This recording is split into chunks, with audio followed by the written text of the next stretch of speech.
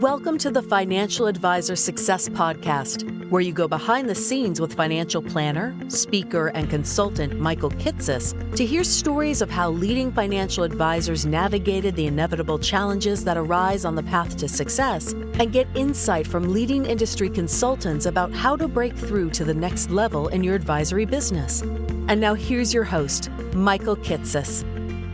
Welcome, everyone. Welcome to the 469th episode of the Financial Advisor Success Podcast. My guest on today's podcast is David Scranton. David is the CEO of Sound Income Group, an RIA based in Fort Lauderdale, Florida, that oversees approximately $4 billion in assets under management for 10,000 client households. What's unique about David, though, is how he has built his business by standing out through his strategy of investing client assets in income-producing individual securities to produce a steady stream of income at a time when many advisors have taken a total return investment approach and build portfolios using mutual funds and ETFs.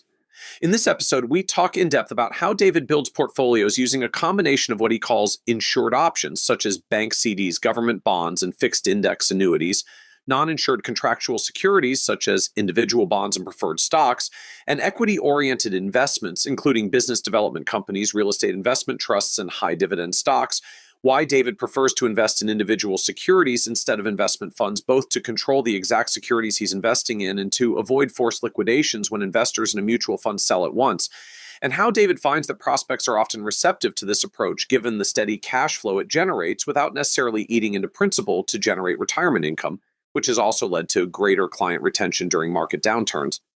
We also talk about David's 4 keys for financial advisors to attract clients, which include having a point of differentiation as well as established branding, lead generation, and conversion processes, how David's focus on these keys shifted over time from an emphasis on lead generation early on in his career to build a steady flow of prospects to branding now that he's leading an advisor enterprise, and how David has leveraged book writing with the assistance of professional ghostwriters and publishing firms to further build his brand and generate greater familiarity with his ideal target clients, and be certain to listen to the end, where David shares how he implements his investment approach by using 2 portfolio management tools for trading and reporting separately, and offers it to advisors who don't have the capacity to implement this approach themselves. How David was able to overcome his previously overly analytical nature to be able to focus on the bigger picture of running his business, and how David has found that narrowing in on a specialization has ultimately, and perhaps counterintuitively, allowed him to serve more families than he might have taking a more generalist approach.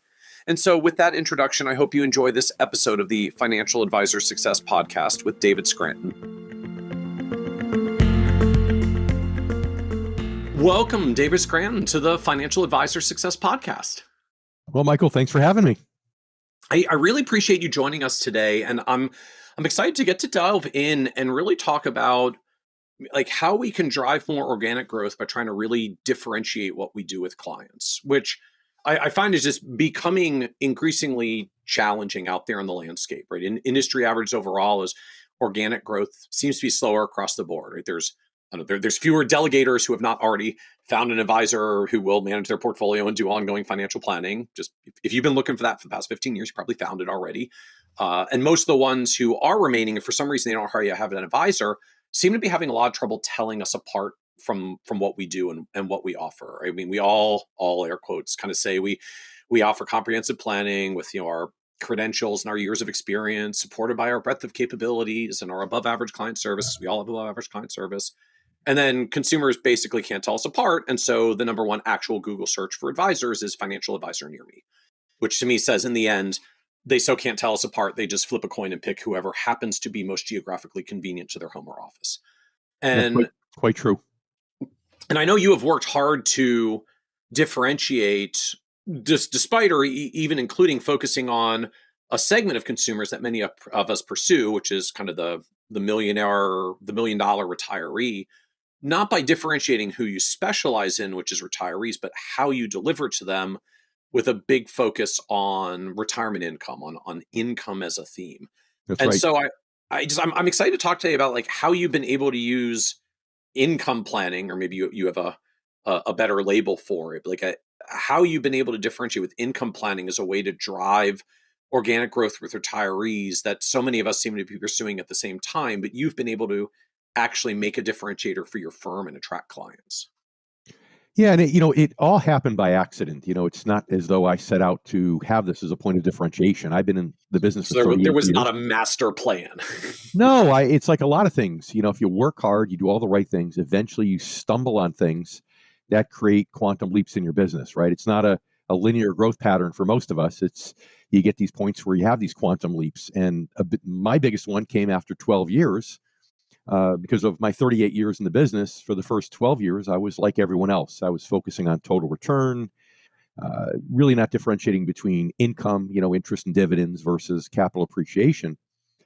But 12 years into my career, it was in 1999, and I became really concerned about the stock market and that there likely a tech bubble out there. And I said, well, I need to protect my clients somehow, some way. So what happened was I started to put them in bonds. I started to put them in preferreds and things that were more secure than common stock, and also putting some money in fixed or fixed indexed annuities and protecting them. And what happened was, of course, when the bubble did burst with technology stocks and the market dropped, and then later on the financial crisis, my clients were extremely pleased. And I became known as the income guy, where people in my little town in Connecticut said, hey, if you want growth, you can go to Shearson Lehman, you can go to A.G. Edwards, right? Places that don't even exist Yep. anymore. And but Yep. you want income, There's some go see irony to Scranton. that as well. That's right. You want income, go see Scranton. So here I was. I'm just like a pointy hat CFA, charter financial analyst, trying to protect my clients. Not a marketing guy. In fact, I never took a marketing class in my life.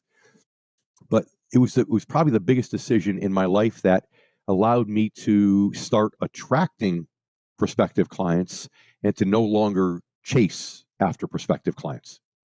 So I'm fascinated by this evolution that it started with, just you were doing, I don't know, the regular thing we all do, right? We design holistic portfolios, we focus on total return.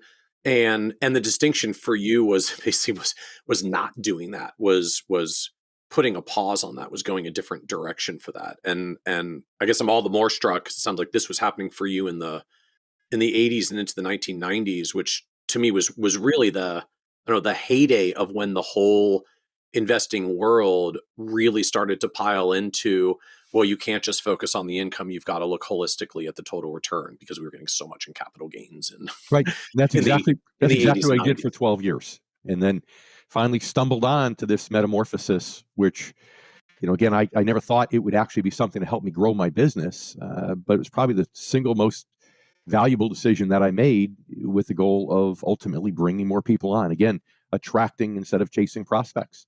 Because from the consumer end, the income theme resonated. Right? Is that like the transition? I mean, this Hmm. obviously there's investment theses around this as well, which I'm Yeah. sure we're going to get into Y- soon because you're a CFA guy, so we'll nerd out on that. But it Sure. sounds like the shift isn't the shift wasn't the magic of the investment process per se. The shift was clients started to think about you and the firm differently because suddenly you had this positioning, right? If you want the growth, go to Lehman or AG Edwards. If you want the income, go to Scranton. And now suddenly people are talking about you in a unique and different way.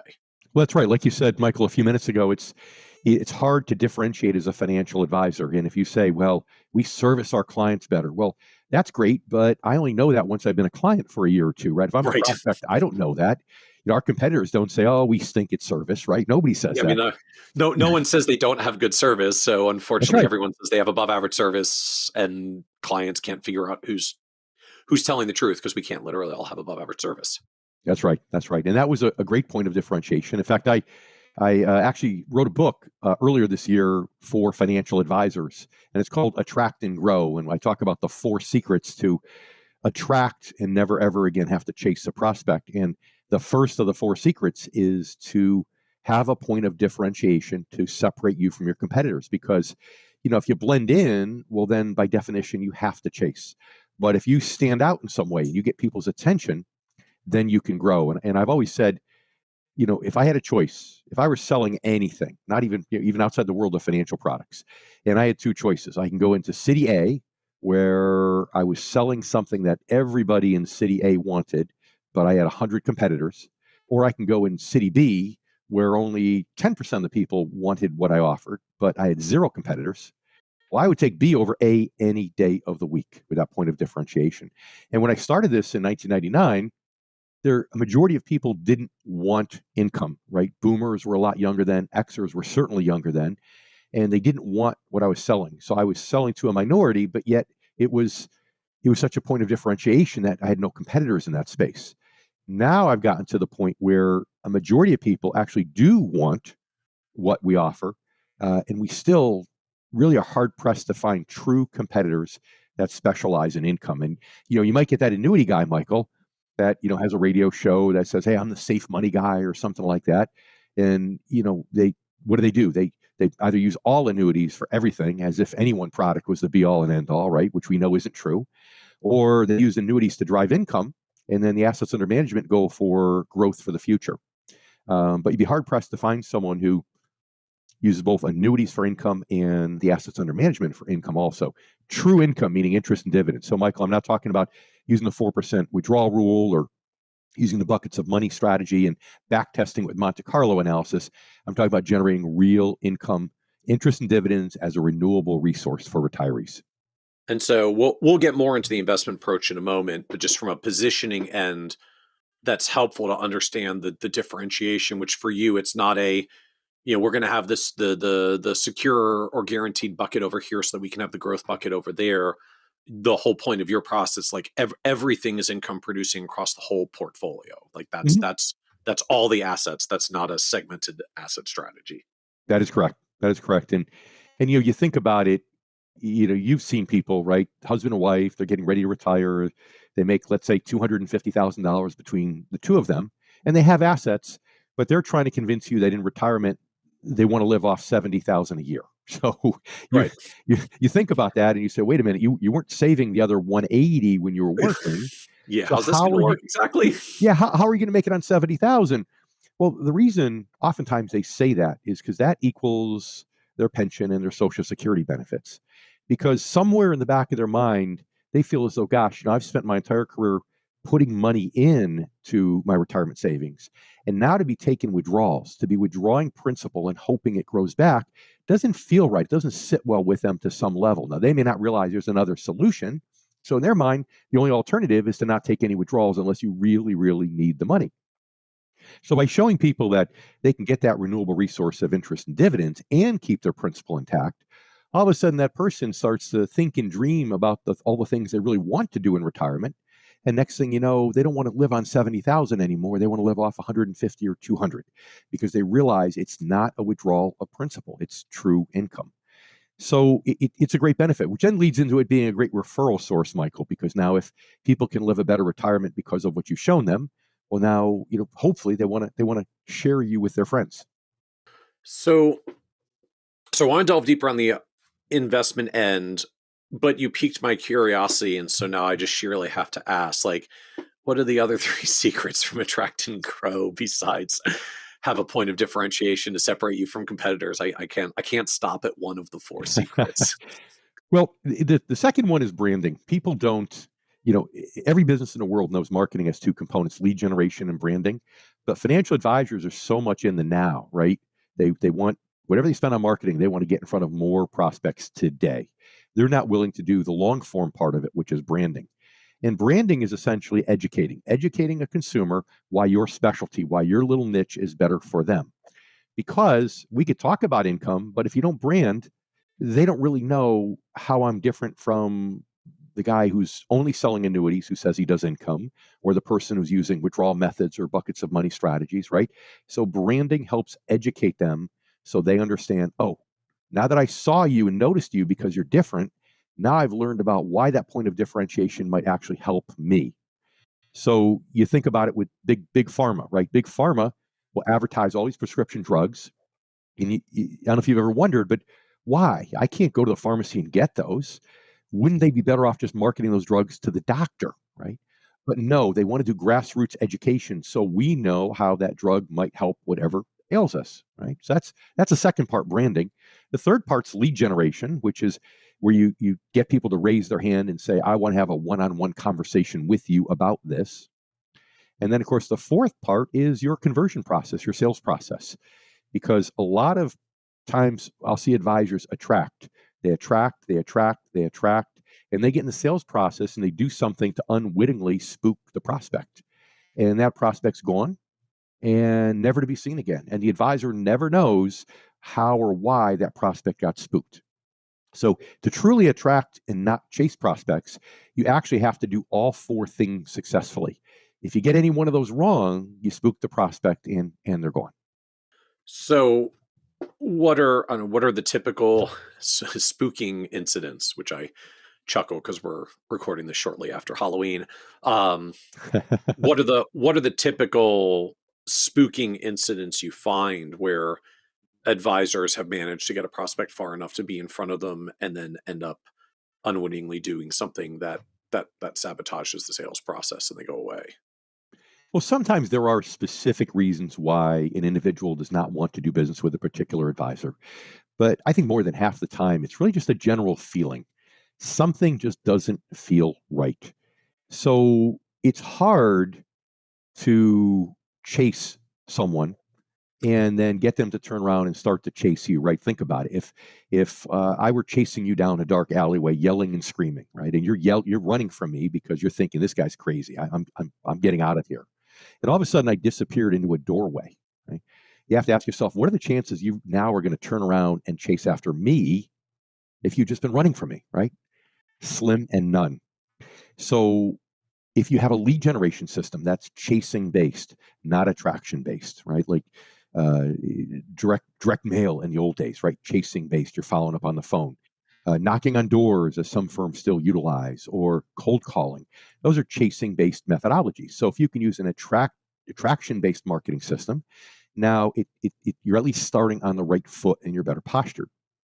When you get in front of them one on one, there are so many outdated sales strategies taught from different industries that can spook the prospect. The hard closes, things like that, where all of a sudden, yeah, they were chasing you, you were successfully attracting them, but now they feel as though, ooh, they're getting chased or they're getting backed into a corner, and something just doesn't feel right. So that's why I say the sales process is the single place where a lot of people can really struggle. And I have to tell you, if there's a second major metamorphosis in my career, the one being the transition to the income model, the second one is as a CFA teaching myself how to sell. After 8 years of being broke in financial services and realizing it doesn't matter how many designations you have, if you can't compel somebody to take action, you're not helping anyone and you're certainly not helping yourself. So I love the analogy around if I'm chasing you down the alley and suddenly I disappear, like, are you really going to turn around and start chasing after me when you've just been running from me? Like, no. Right? Once I'm stuck in the chase, for better or worse, I have to keep chasing if I'm ever going to catch. No one turns around and chases back. Right. So ideally, we're trying to attract them in. I guess then can you put a finer point on what are the branding or other things we're not doing to make the attraction mechanism actually attract? Writing a book for your typical client, right? In our case, I wrote the Retirement Income Source to talk about the benefits of income strategies. And that's a great tool because you can give it out to prospects, you can do workshops and give it out at workshops. Radio shows are great because you're postured. Most consumers today don't really realize you're paying for airtime. Maybe some do, but they feel like, wow, if he's on the radio, he must be the real deal. And then you're offering a copy of your book and they can get it and they can read it. And they're learning in a very passive way, but you're directing their education versus think about how people learn today, right? They go to Google CFP and they Google things and then you never know what's going to come up, good or bad or indifferent. Well, if they want to learn, I want to fill their minds with the right type of learning, the learning that's going to educate them why my value proposition is so unique and best benefits them. So radio shows are one great way for branding. Doing commercials on radio or television could be great. Being a published author, and even periodically, PR things, whether you're being published in an article or whether you publish an article in a magazine or a newspaper, or whether you're on television. So how do I think about this path if I'm not a book writer? I mean, it sounds like you have some natural inclination and skill set towards writing and writing a book? Like, am I stuck if that's not my natural Well, inclination? first of all, let me be clear. I've always had and still have zero inclination toward actually writing my own book. When I went to college, part of how I chose my college was they didn't have any core curriculum, and I'm a math guy. So I said, Okay, so if I no could take, core, no common core means I don't have to get dragged into some of those English and lit classes that I don't want to do. exactly, exactly. I said, if I can just do pure mathematics and science my entire career, I'm a happy camper. So no, I had no interest. And the other reason for a math degree is because it was the one degree that I could partake in and never have to write a paper. So when writing the book, the key was to have a good ghostwriter who can copy my voice, but give that person a lot of content of things that I've produced, videos I've produced for clients, and just even stream of consciousness babbling, just talking into a recorder and letting this person, put the proper content together. Now, it still took a lot of work. I still had to get in there and read it and course correct and help them with where there should be edits and where there shouldn't be. But as far as if I had to do all the writing myself, I wouldn't have a book, Michael. Interesting. So you found a ghostwriter, gave them a big old download of all your knowledge and thoughts and philosophy, I guess, like around these things, because you've at least got radio appearances, TV appearances, other content you've created to give them some framing around it. You gave them all that, and then and allowed that to sit and settle as a baseline to get this done. And then Yes. they came back, I guess, so basically they come back with a first draft or similar, and now you're editing a draft, so you don't have to write it from scratch. That's right. You can refine it to your voice, but you don't have to build it from scratch. Editing and course correcting. And for me, it was all auditory because, I'm a two-finger typer. So if I had to go in and do edits myself, it would have taken me forever. So it was just a lot easier to just say, okay, on page 6, paragraph 2, I think this adjustment needs to be made, and instruct people. And after some back and forth, you end up with a pretty good product. Now, would it potentially have That's been better? interesting. So Yeah. you audio narrated, or like you audio recorded the edits. You're not even typing the edits because you're not a typist. That's right. That's right. It's just easier that That's way. And really I would cool. always get somebody to work around that method for me.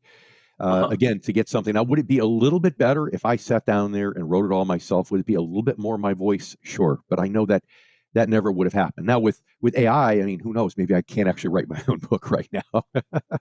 but still, I like having that professional copywriter there that can get the theme down pat, and the right person will do a pretty good job at copying your voice. So how did you find the person? I mean, just for some of us, I feel like that's, even if this sounds neat, like that's the first blocking point. Like, how do I find the wonderful, magical person that can make this happen? Well, first of all, you could just Google it and find people that are willing to, that you need to interview to see with whom do you click. You have to click with the person. That's extremely important. There's also some companies that will do this as a turnkey service, so they'll put you in touch with the copywriter, the ghostwriter, and then they'll have the editor, and then they'll have the graphics person, and they'll do all this. It costs you more money to do it that way, but that's okay. And if you get to a point where time is more valuable than money, right? I know at the beginning of a lot of financial advisors' careers, money's more important than time.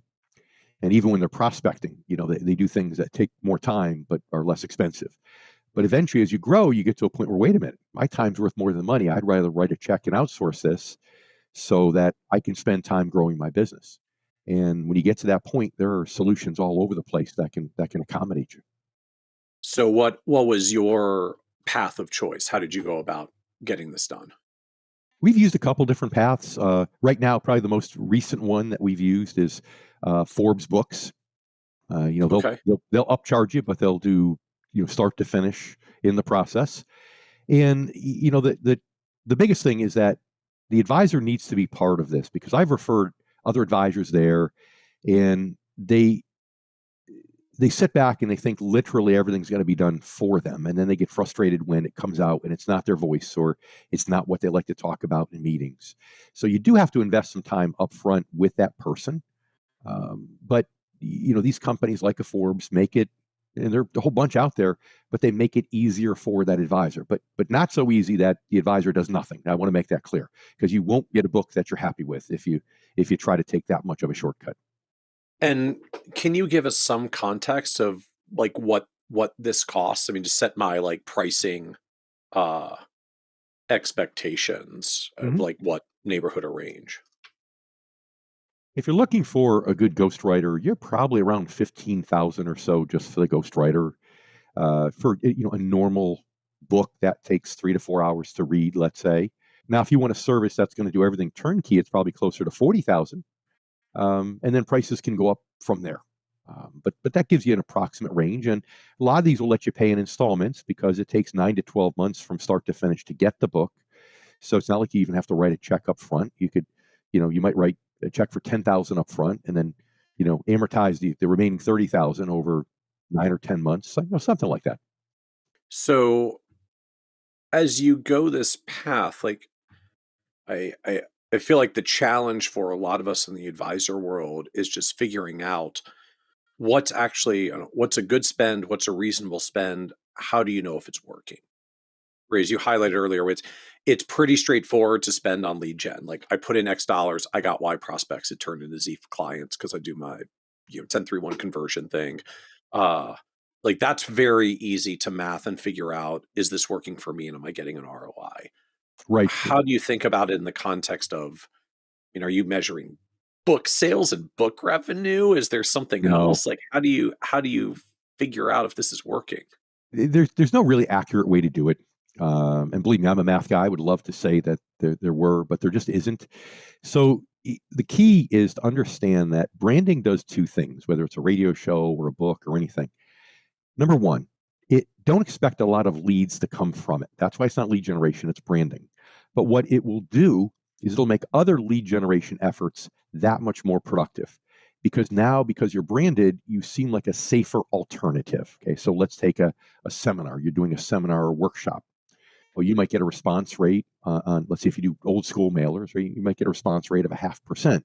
But if you're well branded, it could be over 1% because now, you're a safe alternative, right? It's the same reason that big pharma, advertise all these prescription medications, because now when the doctor actually prescribes that medication to you, it's like, I've heard of that. Oh yeah, I know about that. That can help me. So number one, branding helps your lead generation efforts become that much more effective. But number two, it also helps your conversion ratios become more effective when people come to see you. Because again, they're pre-educated, they're pre-tenderized to your message. So now when they come to see you, oftentimes they're that much closer to be ready to say, yes, I want to become a client, as long as you don't do anything to scare them off. So you can't quantify it, but believe me when I tell you that branding works. And that's why companies all over the place spend so much money on it. That's why out of our industry, you see all these Super Bowl commercials with these branding commercials. Well, how can they justify that much money? Because it helps everything else down the path from there.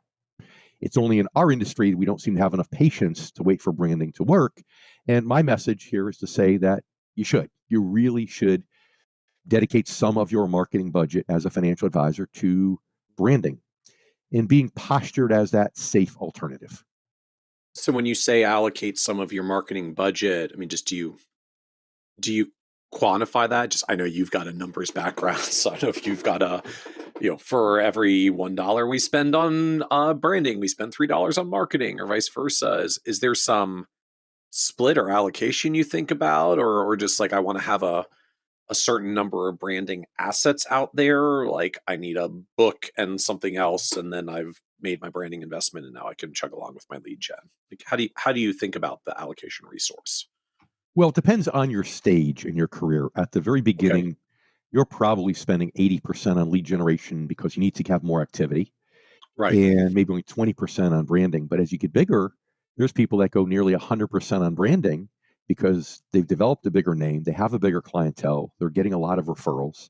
So now, they truly want to attract, and they'll flip it, do 80% on branding and only 20% on lead generation. It's an interesting way to think about the evolution. So is that how it's migrated for you as well? Like, would you characterize most of your marketing budget now as heavy on the branding and light on the lead gen because the branding is attracting the lead gen anyways? It had for years, yes. Now, what's changed more recently is because we, have separate companies where we also coach and mentor other financial advisors and help them.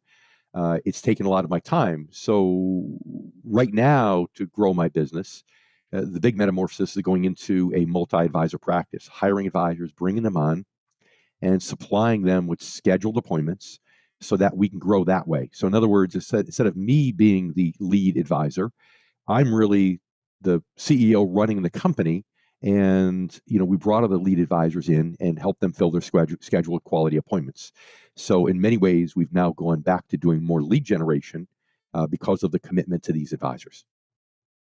So now take me back to the investment strategies side of things. I'd love to really understand, I guess, get into the nuts and bolts a little bit more. You highlighted earlier just one of the distinguishing things for the investment strategy is, we don't just have the income sleeve to pair with the growth sleeve. The whole portfolio is built around generating income. So can you share with us more just how does that work? What is the portfolio construction process? What are the tools or the vehicles or however it is you bring this together to make Sure. the income-centric portfolio for retirees? Well, first of all, I'm a big fan of individual securities, much more than I am mutual funds or exchange traded funds. And Okay. I find there's a bunch of reasons why from a management perspective, but also because it helps differentiate you. I feel like a lot of advisors have gone to mutual funds and now ETFs because it's more scalable for them.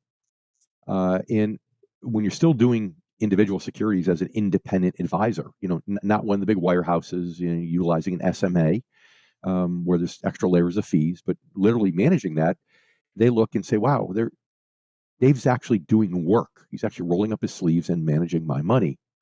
Moreover, what I find is that when you get into a bear market, and we haven't seen one really in a while, but they happen. You get into a bear market, and all of a sudden, if you got ABC mutual fund and XYZ ETF, they don't really know what those are. All they know is that, hey, Dave Scranton's losing me money, and I need to go to another advisor.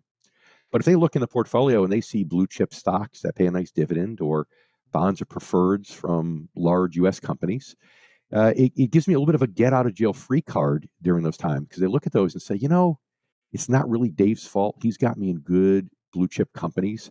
It's just the market. So, for example, it was one of the surprise findings for me was during the financial crisis in 2008. We had incredible retention. And remember, in the financial crisis, you weren't safe anywhere. Preferred stocks. Everything was awful. Preferred stocks were down 30, 40%, right? So even the more secure stuff with a par value, it didn't matter.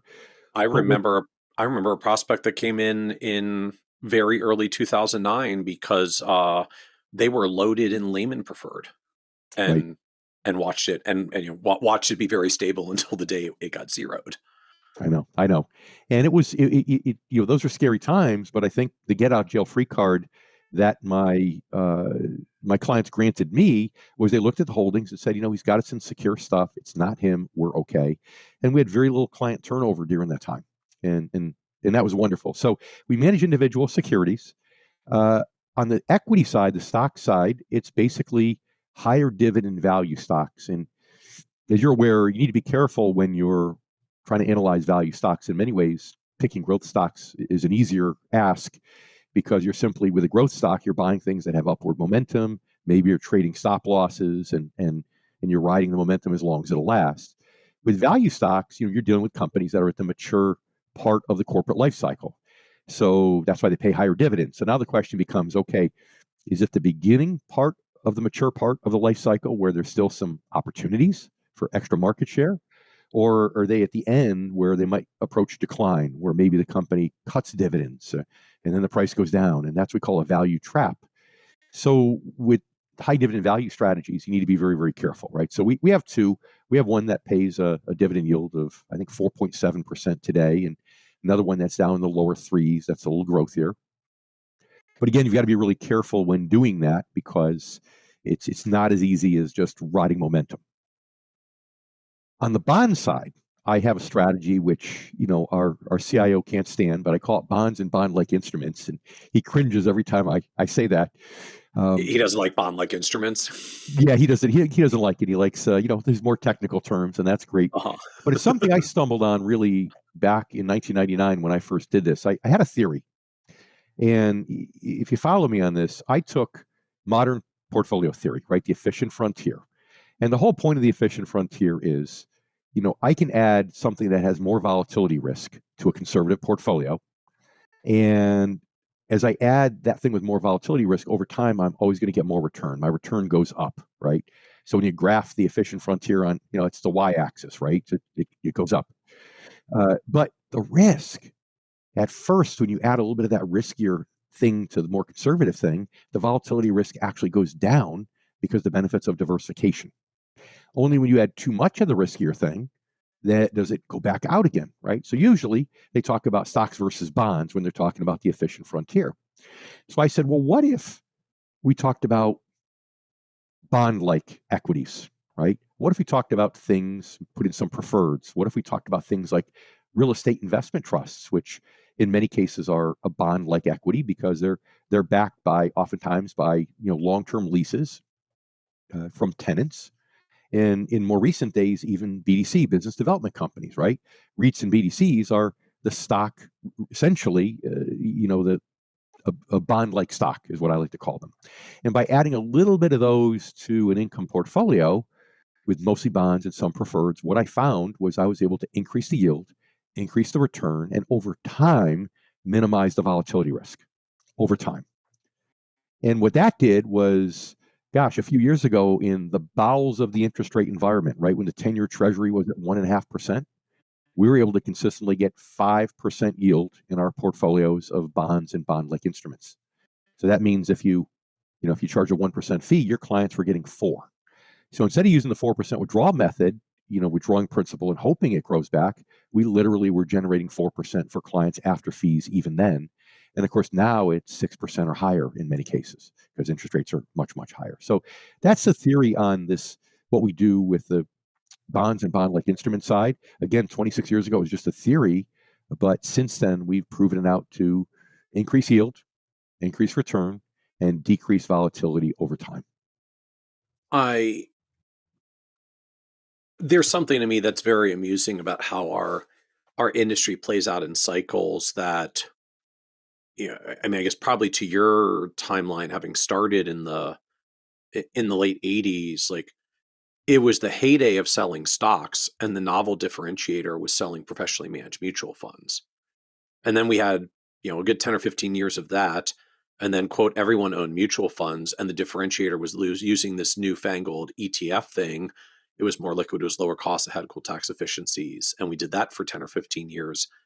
And now the cycle seems to go fascinatingly full cycle. And now the differentiator to all the advisors who own some funds and lots of ETFs is back to owning individual name stocks. Right. So, Michael, what does that tell you? That means those bell bottoms that are in the back of your closet, keep them because they're going to come back at some point. I'm just looking forward to the big hair coming back. It's fantastic. Yeah, things do go full circle like that. But one cycle that's happened, and I want to say this in the nicest way because I want to help your listeners, your followers, and I don't want to insult anyone. And I know that a majority of advisors today generate income through something that's directly or indirectly tied to Monte Carlo analysis, right? Most of the software that's out there will talk about how much money can you safely withdraw from a portfolio without, with a minimal chance of running out of money.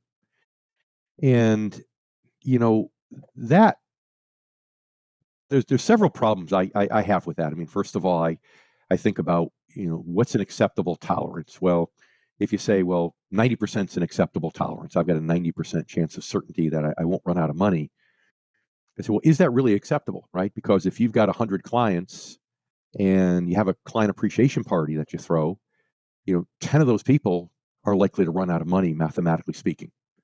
And as a pilot, it's the same thing as if I said, Michael, hey, come on, get my airplane. I'm gonna fly you back to DC, and don't worry though. There's a 90% chance we have enough fuel to get there. you're going to run for Well, the exit door as fast as you possibly can. Baltimore is lovely at this time of season as well. We can land a little early. Yeah, and it I believe what happened, and I have an illustration that I can't really do any justice to over a podcast without the visual. But when you start to build a plan, right? Think about how we're all taught to build plans. We're taught that if I came to you and said, "Look, I have $1 million. I just want to grow it for 10 years." And Michael, I'd like you to tell me how much income I can generate from this money starting 10 years from now, right? So I'm going to grow it for 10 years and then start taking income. We're taught to do a two-step calculation, right? The first step is, okay, what's that million going to be worth in 10 years? Yep, future value from here to there, and Right. then I've got some future value in 10 years, and then I can calculate some kind of withdrawal or yield thing off my future value at 10-year future. That's right. So let's say if it's 7% assumed rate of return for 10 years net of fees, it doubles. So now $1 million becomes $2 million. And if you're using the 4% withdrawal rule from the old Trinity study, well, now you're getting $80,000 a year. So most advisors would say, well, it looks like you're going to get about $80,000 a year. And I said, well, that's great. But what happened if you put this plan together for me in January of 2000, right? You put this plan together in January of 2000, and I show up to your doorstep 10 years later, January of 2010. I go, okay, I'm excited. I'm ready to retire. Give me my $80,000 a year. Well, all of a sudden, you're not going to get that. You're going to get a lot less. 10 years later, if you're in the S&P 500, for example, you're probably still down 20 to 30%. You don't have $1 million. You have 700 or 800,000, right? And am I going to want to sell those investments 10 years later at a loss and retire? Probably not.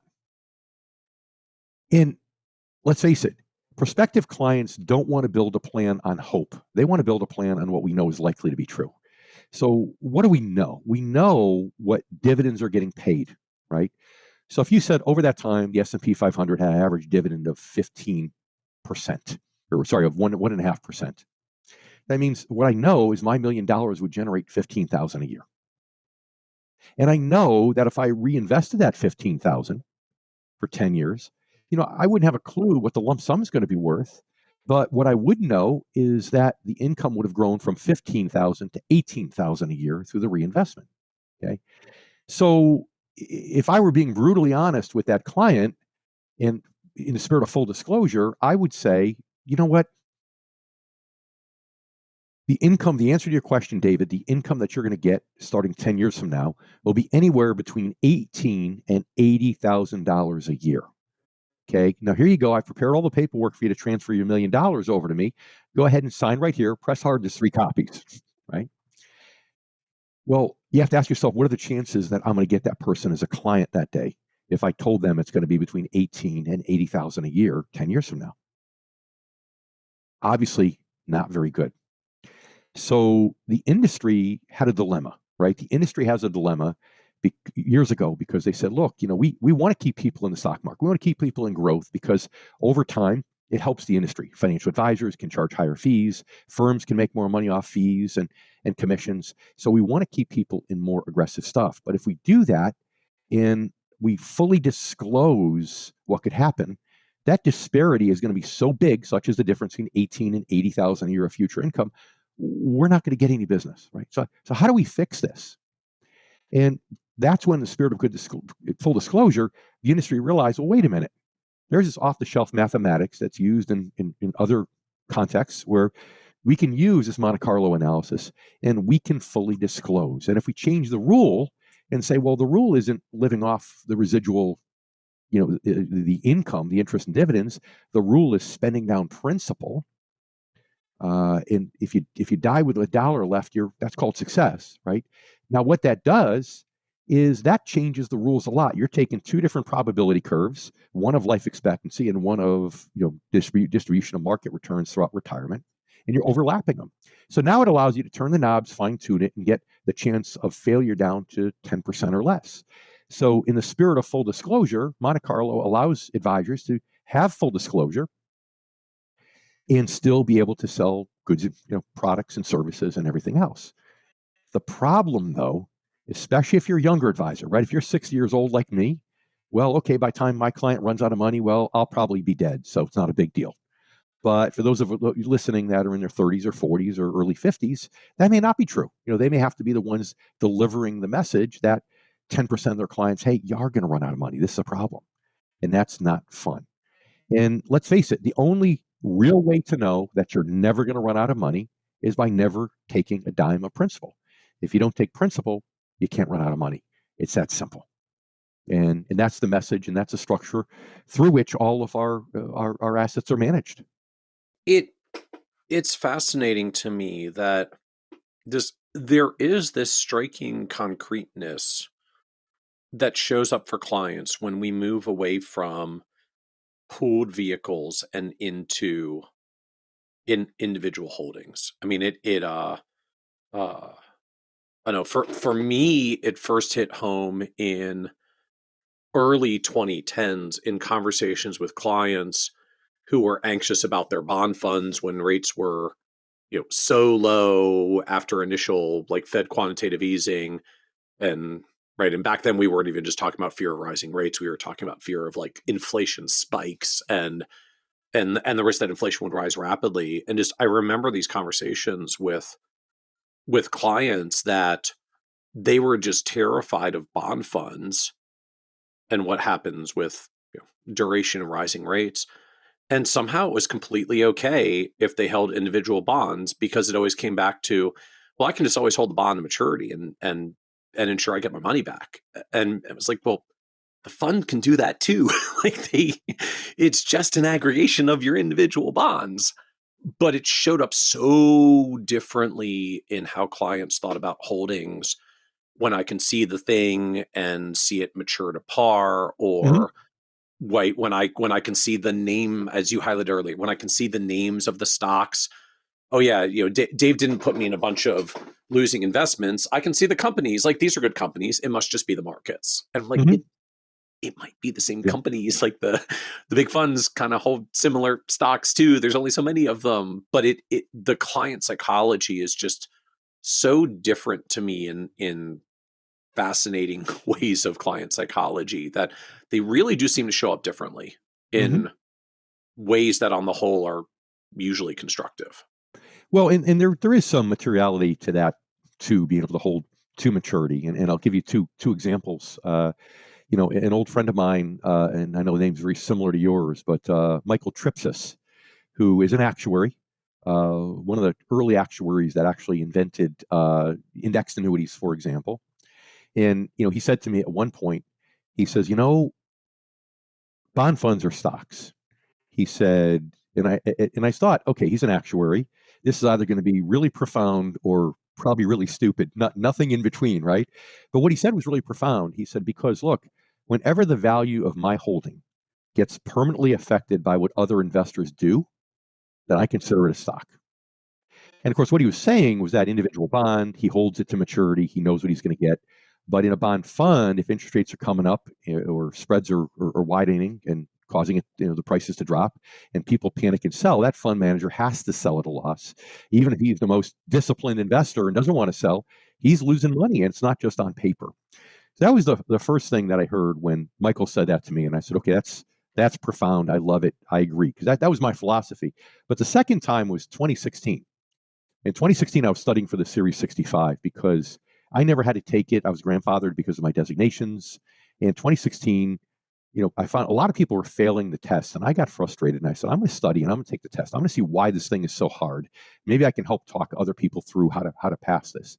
And when I was studying it, I remember reading the definition of a bond mutual fund. And my memories of that conversation with Mike Tripsis came back when they said the definition of a bond fund in the study guide is the stock of a company that owns bonds. And I thought, wow, that even sounds riskier. So yes, you're right. It really does when you say it that way. Yeah. And so in the court of public opinion, you're right. There's a truth, a feeling, but it's not just opinion. There is some truth to back that up.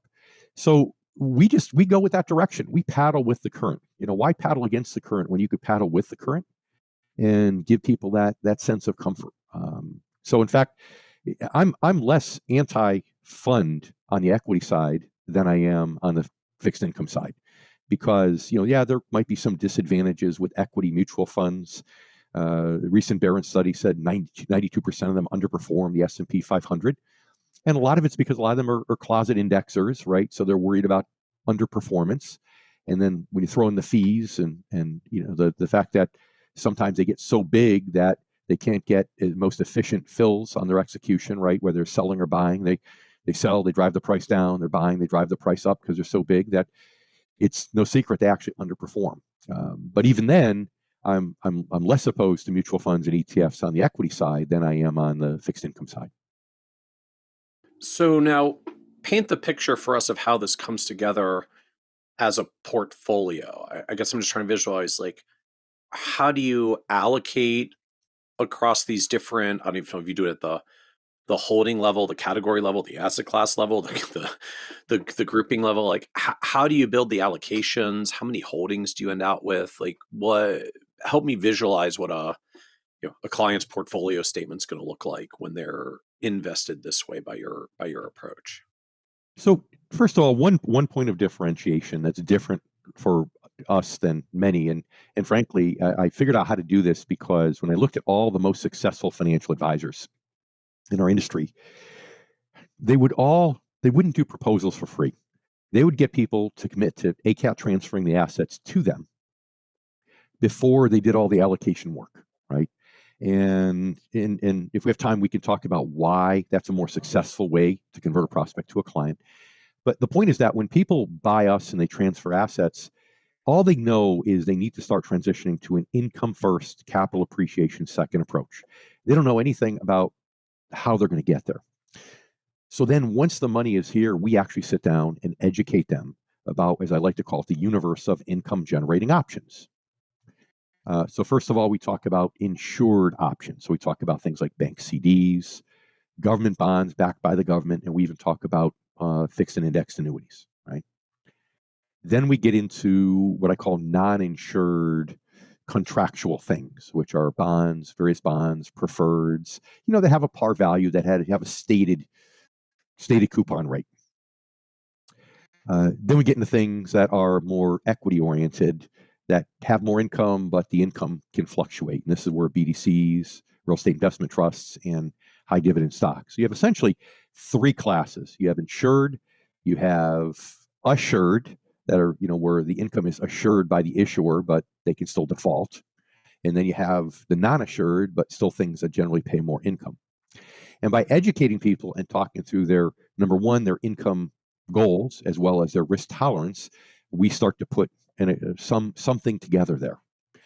And where annuities come in, for example, is because when you compare all the insured instruments and you look at bank CDs, which you can't lock in a good rate for more than 12 or 18 months, and even those rates are going down now with the Fed's most recent moves. A 10-year treasury at roughly 4%, well, that doesn't quite cut it. So all of a sudden, the annuities are the best of all the insured items. So it's clear that whenever somebody wants something that's insured, that's principal protected, the annuity is the winner. Okay. Then when they go down to the contractual compartment, there's a couple different iterations of what percentage in bonds versus preferreds, and then they can, we determine that. And then when they go to the non-contractual, the riskiest, this is where people's risk tolerance comes in. And Michael, to me, it's really simple. It's okay. You invest because you want upside potential, but that means there's also downside risk. So you start with $1 million, right? Are you okay if, in order to attempt to get growth, it drops to 900? Are you okay? Right? Are you okay if an attempt to get growth, it drops to 800? Right? Where's your pain point? And I asked the question, imagining that they were retired, and some are and some aren't. But and that's where I figure out their pain point. I figure out, okay, they can only take a 20% drawdown, and that's it. And then, having previously stress tested our portfolios, I know that, okay, this is the most they can put in the non-contractual territory to keep them within that desired drawdown.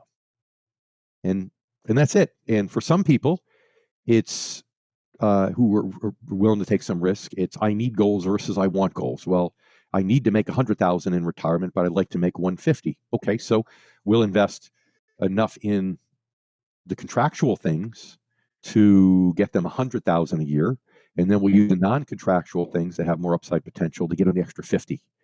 So that even if those things don't do so well, they can still, if companies cut dividends like happened in the financial crisis on common stocks, then at least they've got all their needs met. So just educating the client once they ACAP transfer the money over, once they hire us, and then building the portfolio with them. And it from a sales standpoint, Michael, it works great also because the most analytical engineer wants to be part of the process, but they're not going to hyper-analyze all the stocks you're going to put them in, all the preferreds you're going to put them in, all the bonds or the annuities. They're just not. So they have a hand in the macro picture, but they're leaving it up to you to take care of the micro. And it works great for analyticals. It really does. Early on in my career, when I switched this process, I actually got into a network. I worked with a ton of engineers. And in fact, I became known in my office back then as, you have an engineer you can't convert, bring them to me. Bring them to David. Mm-hmm. Yeah, and it works because they get to be part of this process, and they want to be, but to a certain level. So how many holdings do you end out with if you're doing a lot of this with individual securities as well? So in for whatever portion is in common equities, we'll typically have 30 to 40 holdings. Okay. Whatever portion is in what I call bonds and bond-like instruments, we'll have between 50 and 80. A combination of those, and that's often like just a slew of individual bonds, individual preferred stocks, and the like. Like I'm still getting line item securities with standalone QSIPs. That's right. Okay, that's right. That is correct. And it's it's a great uniqueness. So in that vein, now that was my next question as well. Like, how do you scale and execute the trading management of this? Because I'm struck. I mean, you've got individual securities where you can potentially start getting into liquidity challenges for individual holdings that you're trying to sell. You've got different clients that want different splits across the three classes. So I don't know how finely graded that can be, if like every client can be different, or if there's still a series of models of varying risk levels, so you can have clients a little bit more standardized. But how do you scale the trading and management of it? Yeah, it's clearly not as scalable as a portfolio of ETFs or mutual funds. It's really not. But I've always said, I want to do things the way that I think is right, not necessarily the easiest way. So even if it hurts my margins, I'm okay with that, because I'll make up for it, because I'll be so passionate and excited about what I do that we'll end up with way more assets under management. So to answer your question, what we've done to make it a little simpler is to say, let's have a limited amount of combinations and permutations of how we put these assets together. And of course, you have the two biggest platforms in the world for money managers that I'm aware of is Black Diamond and Orion. And we actually use both of those, but for different functions. And therefore, you program all these in as sleeves based upon these different combinations and permutations. And frankly, we have over 100 different ones. And that helps. But that's not even the toughest part. The toughest part is trying to get a good fill, right? Any of your followers know that if they've worked on the Series 7 side, that you go buy a bond through your trading desk, and you're probably not going to get the best fill, right? There's a lot of stuff padded onto the price in both directions. So what I had to do was really invest in the right people. First of all, I mean, we probably have, 8 or 10 Bloomberg terminals rolling around the office here. Those aren't inexpensive. Oh, no, they're not. and then, but people who know how to do tradeaways, how to go negotiate with bigger firms and say, hey, I know you're looking to get rid of this. We want to buy it. And you negotiate one-on-one and take out the middleman. So for example, when we do individual bonds, 90% of those are tradeaways. They're not done through our clearinghouse. Now, we need to pay a fee ultimately when we buy a block of those and we insert them in people's portfolios, but it's still a better fulfillment for the client. And, when I can look a client in the face and say, these are our points of differentiation, we're going to do the work. We're going to buy individual bonds and preferreds. We're going to do the research. We're not going to put you in a pool, because every pool has some good holdings and has some nonsense in it that, I'm sure you can look at any fund, Michael, and find some holding that you would say, gosh, I wouldn't invest my worst enemy's money in this holding, right? So now you don't have to deal with that. You do the actual work, do the research, you pick the things that you like, right? And you go out and negotiate a good price. Your clients get a better price. And when you can tell that whole story, um, you know, that's a sticky relationship. It's a much stickier relationship because financial advisors have allowed themselves to get commoditized by prospects. That's what's happened recently. We've gotten commoditized. And the thing that differentiates is service, or maybe some independent people being able to do some tax planning and some other things. But the actual investment process is more commoditized. And I'm too stubborn to let the prospect commoditize us. And that's the big part of what this strategy does is allow us to not be commoditized. I mean, to me, there's an interesting balance to this. On the one end, I'm sure there are some folks listening, they're just saying that this just sounds too hard, like it's too much work to do the trading execution end of it. And then on the other hand, there's a part of me that just kind of reflects. I'm going to bastardize the quote, but a version of what someone had said to me when I was early in my career is, part of differentiation success is doing the hard things that other people don't want to do. That's part of what makes it work. At the time, I think that was used as a justification for why I should keep cold calling when no one else wanted to cold call, selling variable universal life to strangers. But the principle remains sound, right? As you've highlighted, when scaling this kind of trading gets hard, a lot of us have converged into much more readily tradable funds, and especially ETFs these days. But when we all converge there, because that's the easily tradable thing to scale with clients, we can unwittingly start to commoditize our investment process, which I'm not sure any of us entirely fully realize or think of our investment process being commoditized until you start talking about, like we've got Bloomberg terminals and people who know how to negotiate individual trades for bonds and preferreds. And a whole bunch of us are probably going, I don't do that. Nope, I don't do that. That sounds really hard. It can be, Michael, but I would tell you, I've taught lots of independent financial advisors how to do this. It's not, the bonds and bond-like instruments from an analytical standpoint is much like credit analysis, as you're aware. It's not that hard. Value stocks is much more difficult. But what a lot of advisors will do is use an ETF for more of a value stock strategy or something else that they don't have to do that part of the work. But they get 80, 90% of the credit that I get from clients by doing the bonds and preferreds and things like that with individual issues. They really do. So it's not as hard as you think. You have to start somewhere. And again, I've taught a ton of people how to do this. A good friend of mine, who's an advisor out of Tulsa, says he when he's talking to prospects, he calls it the disease of ease. He says, advisors have fallen into the trap today that they figure they don't have to do much work. They can outsource a lot of it to other people and sit back and just collect a fee. And then, you're paying a second embedded fee somewhere for some outside firm or some outside fund to do the management. He calls it the disease of ease. And he says, I'm not going to do that. I'm going to do the work for you, do the research. And, that's attractive to people. So, ultimately you've got to say, okay, what's scalable is fine, but am I just in the business to make it scalable and to make a good living? Or do I want to put my stamp on a legacy and build something that I'm really, really proud of? And, at my stage in the career at age 60, and with the success we've had over the years, it's more about building something I'm proud of. It's not about money any longer. And that's what drives me, even if it complicates our life. If I feel like it's the right thing, well, gosh darn it, I'm going to do the right thing, even if it's more complex. So in a moment, I'm going to ask about what all this adds up to, as it were, like the state of the firm. But first, you piqued my curiosity once more, so I've got to ask, why Black Diamond and Orion? Well, those are generally considered the cream of the crop when it comes to reporting. But most of us buy one of them. Yeah, so we actually use one. We use one for reporting and one for trading because we want to get the best of the best. And Orion's trading is hands down better.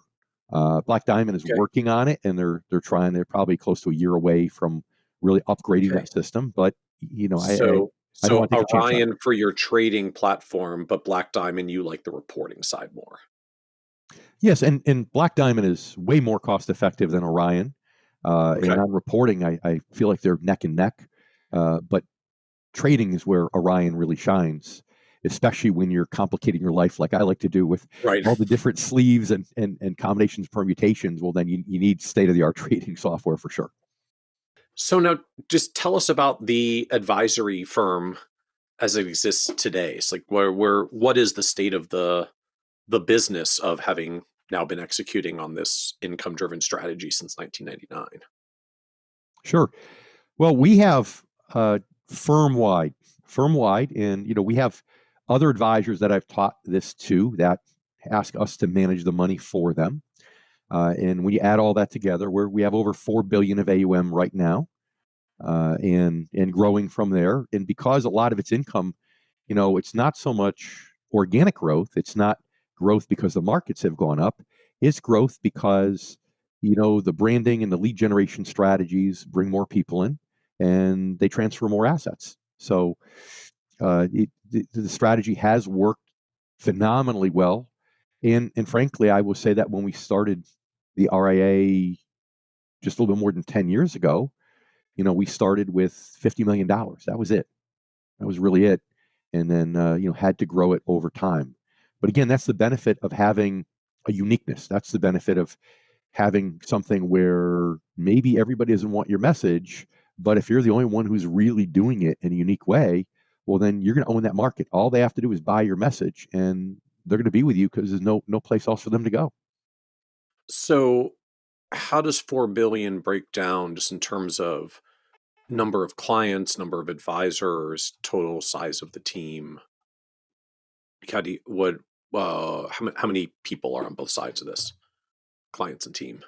Well, in terms of number of offices, there are about, and I'm going to guesstimate here a little bit because I don't have the exact numbers. Sure. It changes, but there are about 40 offices that are involved, and a lot of them have multiple advisors, because I might have a licensed service advisor who's doing the reviews, the client reviews, or they may have what we call an acquisition advisor who's out there bringing new assets in, doing that kind of thing. And but there are about 40 firms that are part of this, and households. We have over 10,000 households. So you do the math real quick. We're working with mom and pop. We're not working with we're not working with affluent individuals. We're working with average folks, and you could be very successful doing that. Everybody's chasing after the really affluent individuals, and I grew up in a blue collar town, Bristol, Connecticut, of ESPN fame. I was there before ESPN. My mother worked in a factory. My father worked construction, and to me, I need to help average folks. And today, even if you have $1 million or $2 million, you can't be careless. You can't make any mistakes because that's not a ton of money to live on. So yeah, we've morphed to, what you call mass affluent. But why aren't I chasing after the biggest accounts? Well, it's not my passion. It's not what I want to do. With my credentials, could I get them? Sure. But, let's face it, if you've got 10 or 20 million, you're probably going to be okay no matter what you do. Right. But if you got 500,000 or $1 million, you got to be careful. And so in this 4 billion environment, because it sounds like you've got clients you work with. I guess I'm trying to say, are advisors with the firm? Are you also doing this on a outsourced back office environments for folks that you could access through a TAMP or an SMA path? Is it some of each? How does the advisory support break down of who's part of your firm and who are you a service provider for? Well, our firm, what's worked for you? Yeah. My practice in New England really consists of right now about 12 advisors. There are 8 people that are bringing in new clients that we're marketing for, we're generating leads for, we're getting their calendar filled with qualified prospects, and their job is to kind of pull them over the line. And then we have 4 service advisors that are doing all the client reviews, and while they're doing client reviews, they're oftentimes getting referrals and getting additional assets. That's 12 advisors there. But the rest is through the rest of the firms, these other firms that I've just worked with over time and Okay. help coach and mentor them. And some of those are investment advisor reps through us, and some of those are their own RIAs. They're just using us as a sub manager because they looked at this and said, "Hey, we don't want to do all this work. We like the message, so here, can we just let you manage it? And it'll make our lives easy." So we do that too. Okay. And so you end up with just different pricing options for each, depending on how advisors want to affiliate in or be involved. That's correct. That's correct. And it's a and it didn't start that way. Again, it started. I started as a Series 7 broker, doing these things on a brokerage platform, and went the investment advisory route, quite frankly, because a lot of advisors that I'd known and I had taught how to manage money said, we appreciate this. We appreciate that you taught us how to do this. But the reality is, it does eat up some time when we get a bond called or a preferred called and we need to find a replacement. And they said, Dave, you've always taught us that our time is worth $1,000 an hour when we're face to face, knee to knee, elbow to elbow with a qualified prospect. So the highest and best use of our time isn't finding a replacement for the security that just got called. Can you manage it? So that's when we started the investment advisory firm, and really haven't marketed, haven't actively tried to recruit people to it. But again, because we're really one of the very few that are in that space, you just start to attract people without even trying. And again, that's the benefit of differentiation. This happens to be an example where, as more in a wholesaling entity, I'm differentiated, but that's also the benefit of differentiation when you're dealing with clients. Whether you have a follower, Michael, that has a practice and has one part-time assistant, or you have a follower that has a couple other advisors in his or her office and has several staff members. That first step to attracting, not chasing, is that differentiation. And when I was young, I think my testosterone levels were higher, and I loved cold canvassing. I literally would go in industrial parks. I'd knock on doors. I ignore the no soliciting signs, and I try to get through the presidents and CEOs to get people. And I thought it was fun. I thought it was a hoot. But as we get a little older, and we do have an aging population in our industry, maybe if you're a guy, maybe your testosterone levels drop a little bit, and maybe you want a classier way to get prospects. And that's when I suddenly became a student of this attract instead of chasing methodology. Well, it's just striking to me at the end of the day, for all the discussion that you quote unquote have to go up market, there are some economic benefits to doing so. Like, you can scale with ma and pa, right? I mean, we can do the math. Average household is like $400,000, and you've got 10,000 plus of them and many billions of dollars under management, and you're doing it with quote unquote harder to implement investment strategies. We're not even in the it's highly scaled because there's 4 ETF models and we hit the button. Like, you have real trading work to do to get good order fills, and it seems to have grown okay. Yeah, 20 years ago, before I really started mentoring advisors at any large scale, in growing the practice beyond me. When I was the advisor, the producer bringing in business 20 years ago, I was bringing in 60 to 80 million a year of new business. And of course, the accounts were a lot smaller then. The S&P was a fifth of what it is today. But how I did it with Ma and Pop was, again, I knew that my time was worth $1,000 an hour when I was face-to-face, knee-to-knee, elbow-to-elbow with prospective clients. So what I would do is I did enough lead generation, so I'd have a meeting pretty much every hour on the hour with a prospect. And I learned to delegate everything else in my office. I had people doing paperwork, people making outbound phone calls to keep my calendar filled, an advisor who would service and do reviews. And I literally did all that. And I was able to bring in that 60 to 80 million with Ma and Pop just from keeping the schedule filled. And so there's another change that people need to make. First is to realize that, okay, my time's worth $1,000 an hour. I've got to step on the gas. I have to do more marketing. I need to get in front of people and fill my calendar with qualified prospects. But you also know that if you drive your car with the pedal to the metal, you're going to burn out your engine. It's not going to last forever. And so eventually then you have to go down the cruise, instead of maximum speed, go down the cruise speed, pull your foot off the gas. And now you have to teach yourself another skill set, which is learning how to work on your business, not just in your business, right? Because you can only run on that treadmill so fast. So I find a lot of times with advisors that's first they need to figure out what max capacity is and how fast they can run, but then they need to pull back and develop that management skill, that leadership skill to truly build an organization, because otherwise you burn out. And, if you're going to be burnt out and hating your life and your career, that doesn't do anyone any good. Not your clients, not your employees, not your spouse or children, So those are some of the iterations that I had to go throughout my career. And I find that, other advisors get there too in time. So as you reflect then on this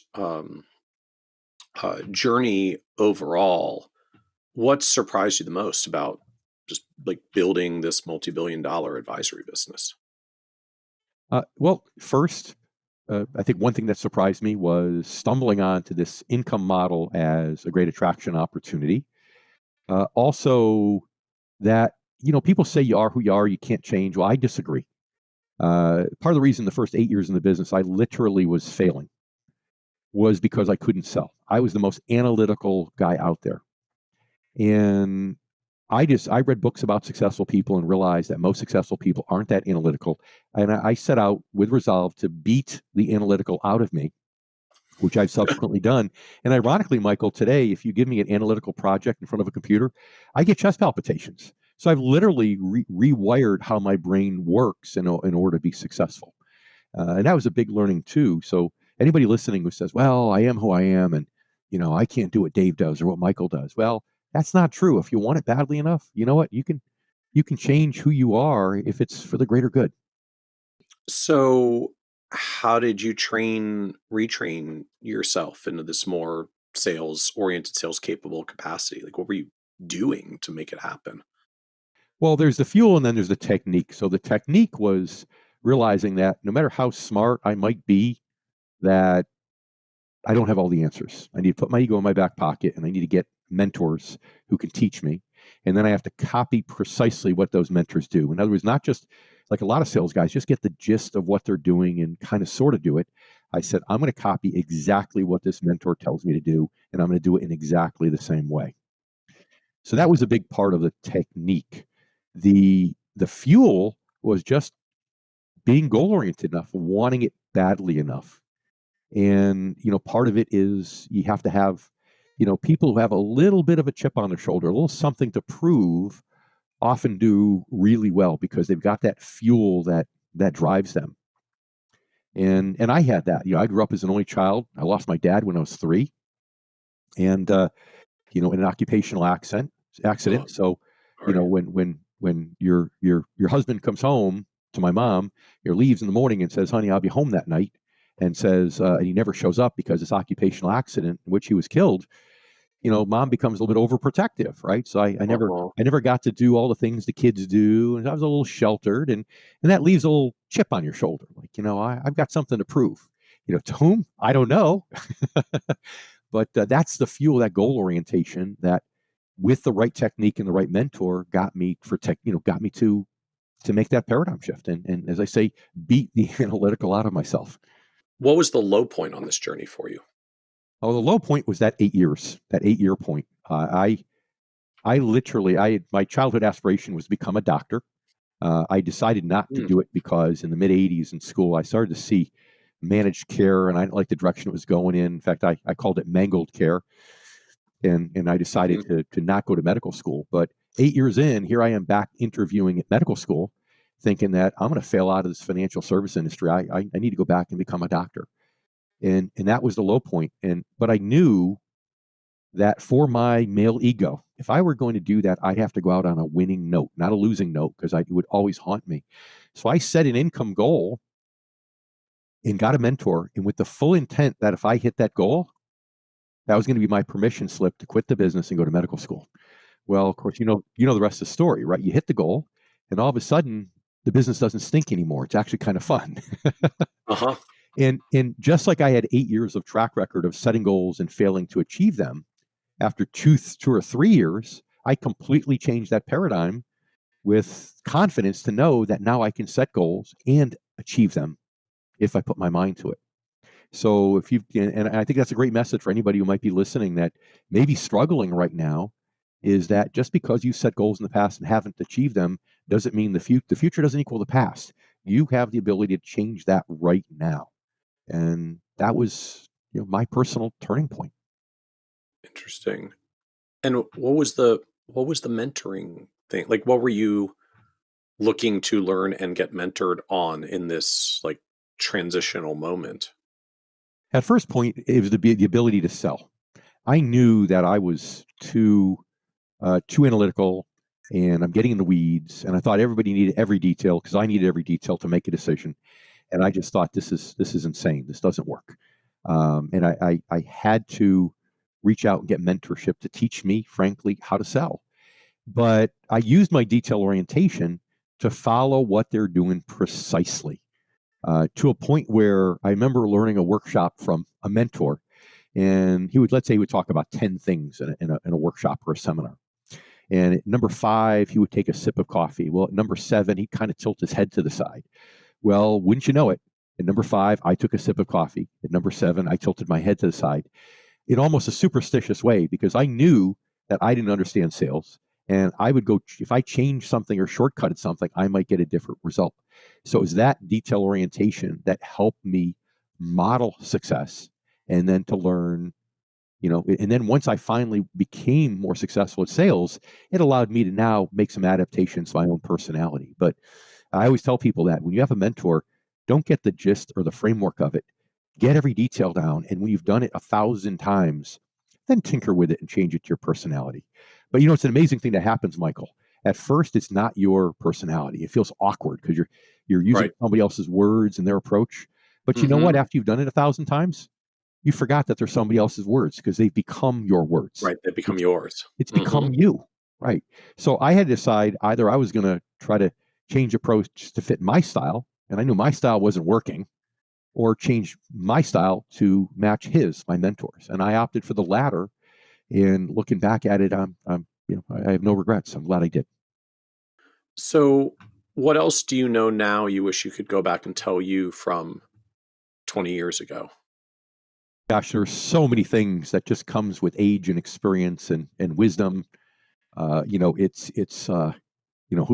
it says that youth is wasted on the young, because that's when you Yeah, have all yeah, the yeah. energy to do things, but you don't know where to go. And by the time you're Uh-huh. older, you have the knowledge and experience, but not the energy. And so I think one key lesson is certainly mentorship that I missed those first years. And that's important. And the other thing is, don't think small. There's a lot of firms, I talk to advisors all the time that think that they have to come in the business and it takes them 15 years before they're making $500,000 in the business. And I've got people in my operation in New England that are in their first full year with me. They maybe spent 2 or 3 years at another firm, first full year with me, and they're going to break over $500,000 this year, right? So, don't think small. Don't let a big firm brainwash you to think that, gosh, this is a slow path and I've got to do all these things. It doesn't have to be that slow. You can accelerate it. There's no shortcuts. You have to do the hard work, but you also have to work smart, not hard.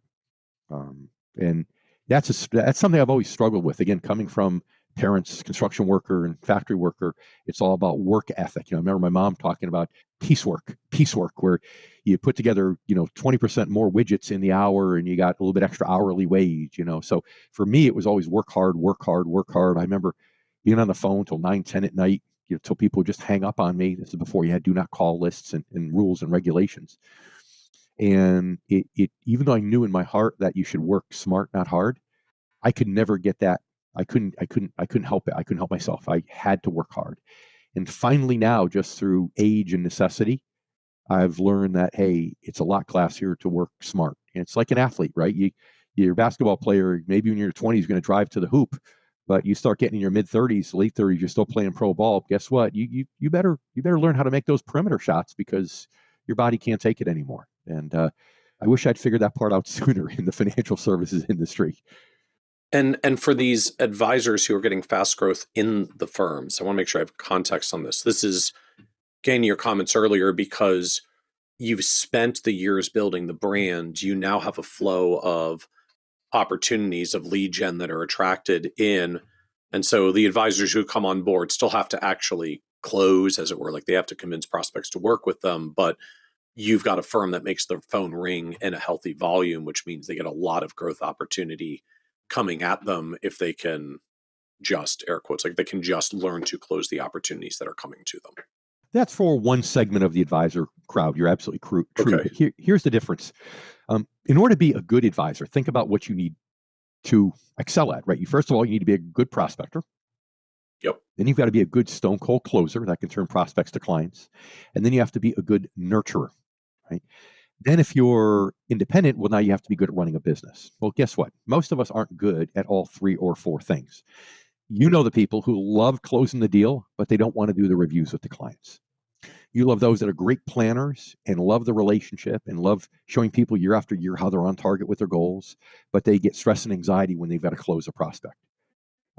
You get people that hate prospecting. You get some people that just love going to networking events, right, and doing things like that. Right. So to me, it's really simple. As an advisor, my best message to people, young advisors, don't try to be all things to all people. This thing about, well, gosh, if you want to get better, you have to work on your weaknesses. Well, no, if you work on your weaknesses, you only get slightly less weak weaknesses.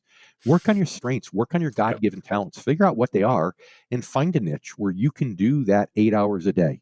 And you can become really good at that one thing, and you don't have to excel at everything. And if you can do that, you're going to go home happier every night. You're going to feel more fulfilled. You're going to get better at what you do.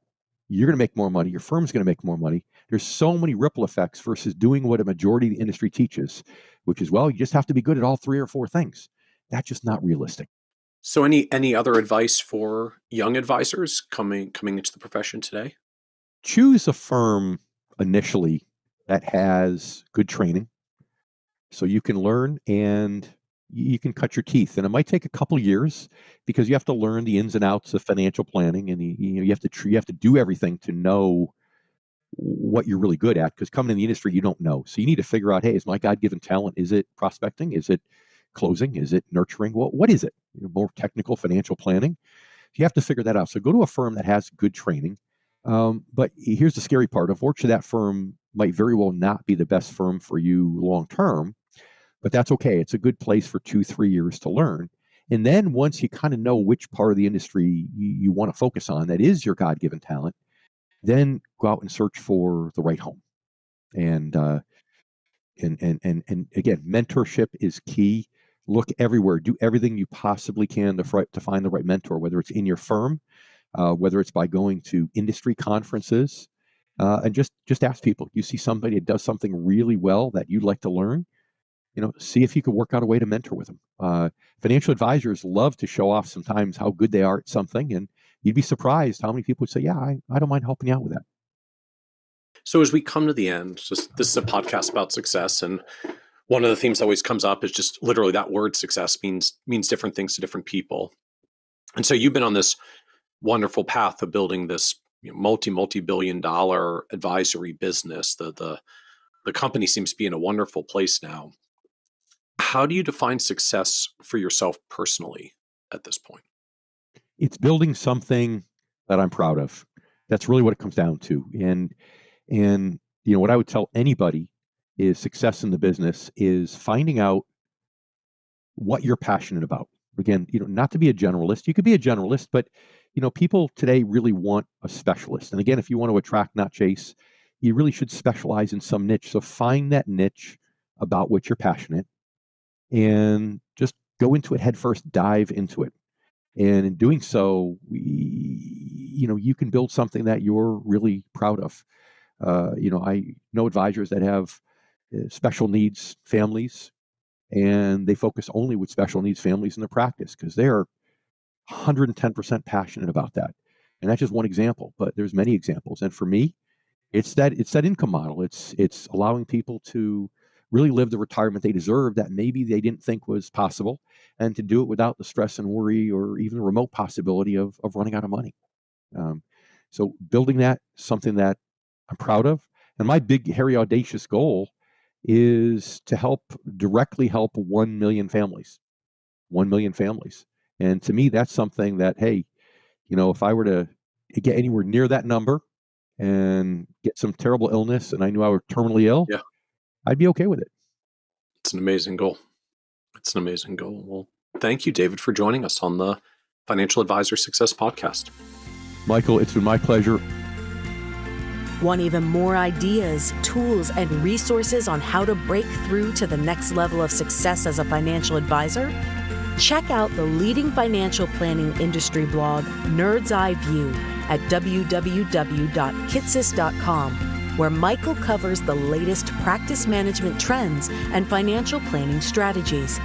And by joining the members section, you can earn IMCA and CFP continuing education credits, along with exclusive member content. Get it all now at www.kitsis.com. Investment advisory services are offered by Sound Income Strategies, LLC, an SEC-registered investment advisory firm. Sound Income Group and Sound Income Strategies, LLC, are associated entities.